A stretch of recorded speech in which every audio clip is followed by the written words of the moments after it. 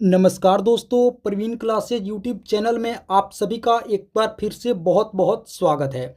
दोस्तों, आज की एक और वीडियो हम लेकर आ गए हैं रेलवे ग्रुप डी 2025 परीक्षा के लिए अति महत्वपूर्ण सामान्य ज्ञान व सामान्य विज्ञान के प्रश्नों का। दोस्तों, इस वीडियो को आप लोग अंत तक जरूर देखेंगे, सभी प्रश्नों को अच्छे से समझेंगे और याद करेंगे। दोस्तों, एक एक प्रश्न रेलवे ग्रुप डी की परीक्षा के लिए बहुत ही महत्वपूर्ण होने वाली है। तो चलिए वीडियो को शुरू करते हैं। पहला प्रश्न है, अष्टाध्यायी के लेखक हैं। बताइए दोस्तों कि अष्टाध्यायी के लेखक कौन है। तो आप लोग याद रखेंगे, इसका सही उत्तर होगा ऑप्शन बी, पाणिनि। जी हाँ दोस्तों, अष्टाध्यायी के लेखक कौन है तो आप लोग याद रखेंगे पाणिनि है दोस्तों। ऑप्शन बी हमारा क्या होगा, बिल्कुल सही उत्तर होगा। चलिए अगले प्रश्न की ओर बढ़ते हैं। अगला प्रश्न है, महावीर ने अपना पहला उपदेश कहाँ दिए थे। दोस्तों, बतानी है कि महावीर स्वामी ने अपना पहला उपदेश कहाँ दिए थे। तो आप लोग याद रखेंगे अपना पहला उपदेश राजगीर में दिए थे। ऑप्शन सी हमारा क्या होगा, बिल्कुल सही उत्तर होगा। महावीर ने अपना पहला उपदेश कहाँ दिए थे तो आप लोग याद रखेंगे राजगीर में दिए थे। चलिए अगले प्रश्न की ओर बढ़ते हैं। अगला प्रश्न है, उड़ीसा बिहार से किस वर्ष अलग हुआ था। दोस्तों, बताने है कि उड़ीसा राज्य बिहार से किस वर्ष अलग हुआ था। तो आप लोग याद रखेंगे दोस्तों, इसका सही उत्तर होगा ऑप्शन ए, 1936 ईस्वी में। जी हाँ दोस्तों, ऑप्शन है हमारा क्या होगा, बिल्कुल सही उत्तर होगा। उड़ीसा बिहार से कब अलग हुआ था तो आप लोग याद रखेंगे 1936 ईस्वी में अलग हुआ था। ऑप्शन है हमारा बिल्कुल राइट आंसर होगा, सही उत्तर होगा। चलिए अगले प्रश्न की ओर बढ़ते हैं। अगला प्रश्न है, आनंद मठ के रचयिता कौन है। दोस्तों, बतानी है कि आनंद मठ की रचयिता कौन है। आनंद मठ किनके द्वारा रचित है। तो आप लोग याद रखेंगे दोस्तों, इसका सही उत्तर होगा ऑप्शन सी, बंकिम चंद्र चट्टोपाध्याय। जी हाँ दोस्तों, ऑप्शन सी हमारा क्या होगा, बिल्कुल सही उत्तर होगा। आनंद मठ के रचयिता कौन है तो आप लोग याद रखेंगे बंकिम चंद्र चट्टोपाध्याय या फिर बंकिम चंद्र चटर्जी। दोनों एक ही नाम है दोस्तों, कहीं कहीं पे इनको बंकिम चंद्र चट्टोपाध्याय के नाम से संबोधित किया जाता है और कहीं कहीं पर बंकिम चंद्र चटर्जी के नाम से संबोधित किया जाता है। तो आप लोग सही उत्तर याद रखेंगे ऑप्शन सी, बंकिम चंद्र चट्टोपाध्याय या बंकिम चंद्र चटर्जी। ऑप्शन सी हमारा बिल्कुल राइट आंसर होगा। चलिए अगले प्रश्न की ओर बढ़ते हैं। अगला प्रश्न है, तंत्र मंत्र की विद्या किस वेद में संकलित है। दोस्तों, बतानी है कि तंत्र मंत्र की जो विद्या है वो किस वेद में संकलित है। तो आप लोग याद रखेंगे दोस्तों, इसका सही उत्तर होगा ऑप्शन डी, अथर्ववेद में। जी हाँ दोस्तों, ऑप्शन डी हमारा क्या होगा, बिल्कुल सही उत्तर होगा। तंत्र मंत्र की विद्या किस वेद में संकलित है तो आप लोग याद रखेंगे अथर्ववेद में संकलित है। ऑप्शन डी हमारा बिल्कुल राइट आंसर होगा, सही उत्तर होगा अथर्ववेद। चलिए अगले प्रश्न की ओर बढ़ते हैं। अगला प्रश्न है, मिट्टी के अध्ययन को क्या कहा जाता है। दोस्तों, बतानी है कि मिट्टी के अध्ययन को क्या कहा जाता है। तो आप लोग याद रखेंगे दोस्तों, इसका सही उत्तर होगा पेडोलॉजी। जी हाँ दोस्तों, मिट्टी के अध्ययन को क्या कहा जाता है तो आप लोग याद रखेंगे पेडोलॉजी कहा जाता है। ऑप्शन बी हमारा बिल्कुल राइट आंसर होगा, सही उत्तर होगा। चलिए अगले प्रश्न की ओर बढ़ते हैं। अगला प्रश्न देखते हैं। अगला प्रश्न है, एशिया की पहली महिला रेलवे ड्राइवर कौन है। दोस्तों, बतानी है कि एशिया की पहली महिला रेलवे ड्राइवर कौन है, रेलवे चालक कौन है। तो आप लोग याद रखेंगे दोस्तों, ऑप्शन ए, सुरेखा यादव। जी हाँ दोस्तों, एशिया की पहली महिला रेलवे ड्राइवर हैं। ऑप्शन है आप लोग याद रखेंगे सुरेखा यादव, जो दोस्तों अब क्या हो गई हैं, सेवानिवृत्त हो गई हैं, यानी कि अब ये रिटायर हो गई हैं। इसी वर्ष इनको रिटायर किया गया, सेवानिवृत्त किया गया। एशिया की पहली महिला रेलवे ड्राइवर हैं, आप लोग याद रखेंगे सुरेखा यादव। चलिए अगले प्रश्न की ओर बढ़ते हैं। अगला प्रश्न है, रेलवे इंजन का आविष्कार किसने किया था। दोस्तों, बतानी है कि रेलवे इंजन का आविष्कार किसने किया था। तो आप लोग याद रखेंगे, इसका सही उत्तर होगा ऑप्शन बी, जॉर्ज स्टीफेंसन ने। जी हाँ दोस्तों, रेलवे इंजन का आविष्कार किसने किया था तो आप लोग याद रखेंगे जॉर्ज स्टीफेंसन ने। चलिए अगले प्रश्न की ओर बढ़ते हैं। अगला प्रश्न है, भाप इंजन का आविष्कार किसने किया था। अब दोस्तों, बतानी है कि भाप इंजन का आविष्कार किसने किया था। तो आप लोग याद रखेंगे दोस्तों, भाप इंजन का आविष्कार जेम्स वाट ने किया था। ऑप्शन है हमारा क्या होगा, बिल्कुल सही उत्तर होगा। जॉर्ज स्टीफेंसन ने रेलवे इंजन का आविष्कार किया था और भाप इंजन का आविष्कार किसने किया था तो आप लोग याद रखेंगे जेम्स वाट ने की थी। ऑप्शन है हमारा बिल्कुल राइट आंसर होगा। चलिए अब अगले प्रश्न की ओर बढ़ते हैं। अगला प्रश्न देखते हैं। अगला प्रश्न है, भारत का कौन सा राज्य सबसे अधिक राज्यों की सीमाओं को स्पर्श करता है। दोस्तों बतानी है कि भारत का कौन सा राज्य है जो सबसे अधिक भारतीय राज्यों की सीमाओं को क्या करता है, स्पर्श करता है। तो आप लोग याद रखेंगे इसका सही उत्तर होगा ऑप्शन डी, उत्तर प्रदेश। जी हाँ दोस्तों, सही उत्तर क्या होगा, उत्तर प्रदेश। उत्तर प्रदेश राज्य भारत के सबसे अधिक राज्यों की सीमाओं को क्या करता है, स्पर्श करता है। ऑप्शन डी हमारा बिल्कुल राइट आंसर होगा, सही उत्तर होगा। चलिए अब अगले प्रश्न की ओर बढ़ते हैं। दोस्तों अगले प्रश्न से पहले आप सभी से एक रिक्वेस्ट करूंगा कि अभी तक आप लोग इस वीडियो को एक लाइक नहीं किए हैं तो वीडियो को एक लाइक कर देंगे। साथ ही साथ प्रवीण क्लासेज यूट्यूब चैनल पर आप लोग पहली बार विजिट किए हैं तो दोस्तों प्रवीण क्लासेज यूट्यूब चैनल को आप लोग जरूर सब्सक्राइब कर लेंगे इसी तरह का महत्वपूर्ण प्रश्नावली वीडियो प्रतिदिन देखने के लिए। तो आइए दोस्तों अब अगला प्रश्न देखते हैं। अगला प्रश्न है, साइलेंट वैली किस राज्य में स्थित है। दोस्तों बताने हैं कि साइलेंट वैली किस राज्य में स्थित है। तो आप लोग याद रखेंगे इसका सही उत्तर होगा ऑप्शन बी, केरल राज्य में स्थित है। जी हाँ दोस्तों, साइलेंट वैली या मूक घाटी किस राज्य में स्थित है, तो आप लोग याद रखेंगे केरल राज्य में स्थित है।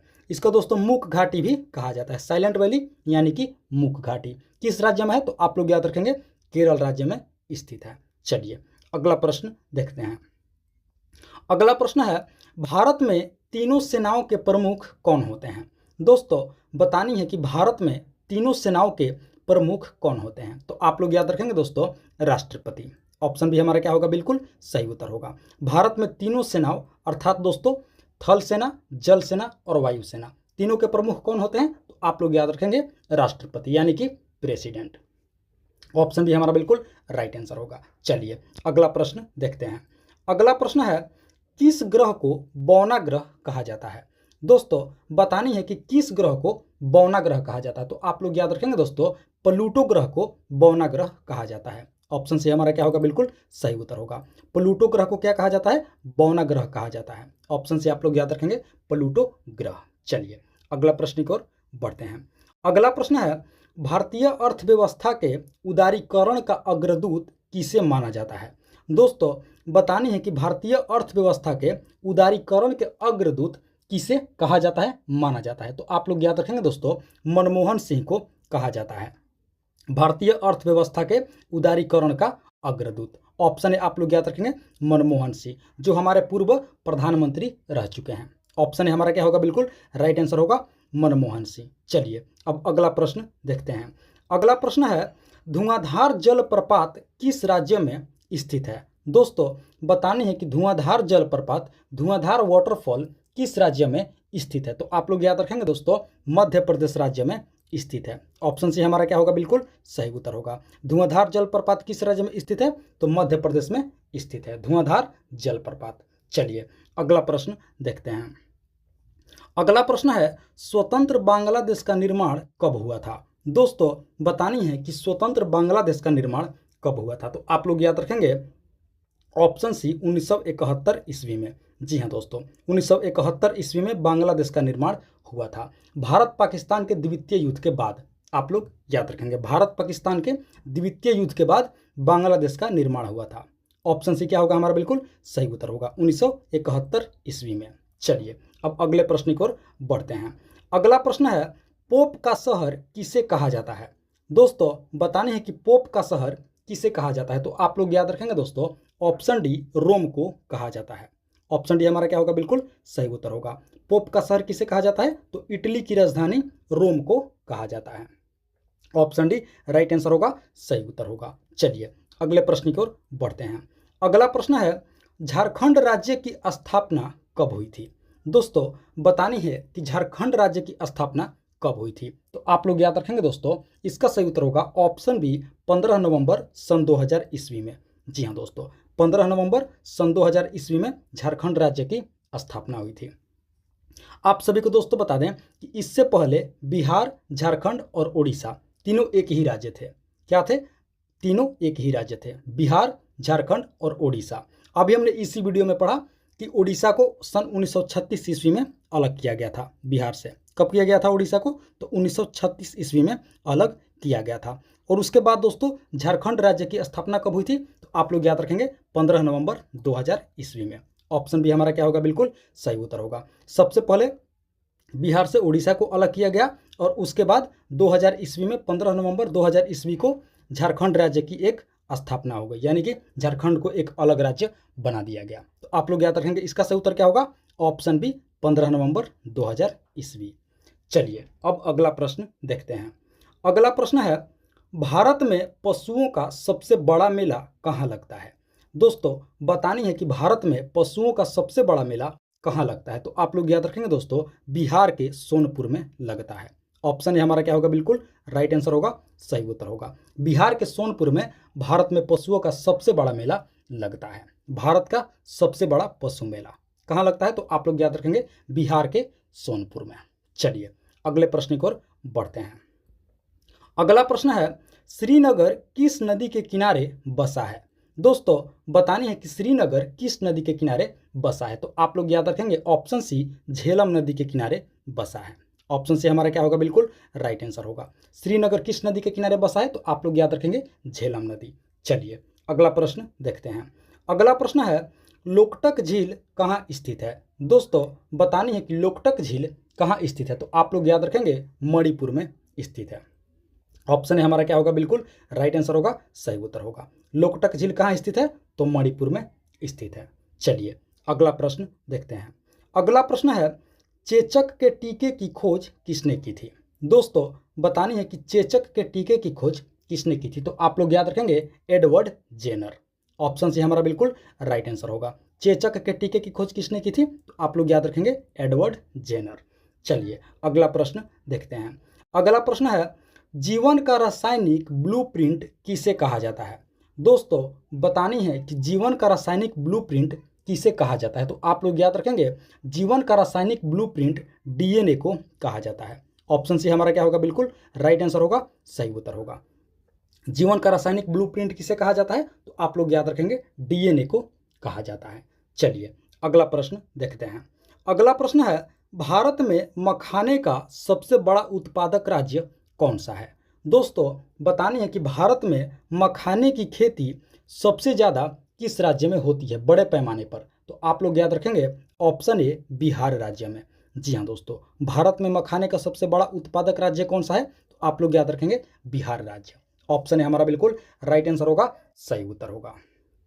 चलिए अब अगला प्रश्न देखते हैं। अगला प्रश्न है, एशिया के अंडों की टोकरी भारत के किस राज्य को कहा जाता है। दोस्तों बतानी है कि एशिया के अंडों की टोकरी भारत के किस राज्य को कहा जाता है। तो आप लोग याद रखेंगे एशिया के अंडों की टोकरी आंध्र प्रदेश राज्य को कहा जाता है। ऑप्शन बी हमारा क्या होगा, बिल्कुल राइट आंसर होगा, सही उत्तर होगा। आंध्र प्रदेश राज्य को क्या कहा जाता है, एशिया के अंडों की टोकरी। ऑप्शन बी आप लोग याद रखेंगे आंध्र प्रदेश। चलिए अगला प्रश्न देखते हैं। अगला प्रश्न है, दिल्ली स्थित जामा मस्जिद का निर्माण किस शासक ने करवाया था। दोस्तों बतानी है कि दिल्ली स्थित जामा मस्जिद का निर्माण किसने करवाया था। तो आप लोग याद रखेंगे ऑप्शन सी शाहजहां। जी हाँ दोस्तों, जामा मस्जिद का निर्माण किसने करवाया था, तो आप लोग याद रखेंगे ऑप्शन सी शाहजहां ने करवाया था। जामा मस्जिद कहाँ स्थित है दोस्तों, तो आप लोग याद रखेंगे दिल्ली में। किस शासक ने निर्माण करवाया था, तो शाहजहां ने करवाया था। ऑप्शन सी हमारा बिल्कुल राइट आंसर होगा, सही उत्तर होगा। तो दोस्तों ये थी हमारी आज की रेलवे ग्रुप डी 2025 परीक्षा के लिए अति महत्वपूर्ण सामान्य ज्ञान व सामान्य विज्ञान के प्रश्नावली वीडियो। आशा करते हैं इस वीडियो को आप लोग अंत तक जरूर देखे होंगे, सभी प्रश्नों को अच्छे से समझे होंगे और याद भी कर लिए होंगे दोस्तों। तो आप सभी से एक बार फिर से रिक्वेस्ट करूंगा कि इस वीडियो को अभी तक आप लोग एक लाइक नहीं किए हैं तो वीडियो को एक लाइक कर देंगे। साथ ही साथ प्रवीण क्लासेज यूट्यूब चैनल पर आप लोग पहली बार विजिट किए हैं तो प्रवीण क्लासेज यूट्यूब चैनल को आप लोग जरूर सब्सक्राइब कर लेंगे इसी तरह का महत्वपूर्ण प्रश्नावली वीडियो प्रतिदिन देखने के लिए। तो दोस्तों इस वीडियो में फिलहाल इतना ही, मिलते हैं एक और वीडियो में, तब तक के लिए आप सभी का बहुत बहुत धन्यवाद। जय हिंद दोस्तों।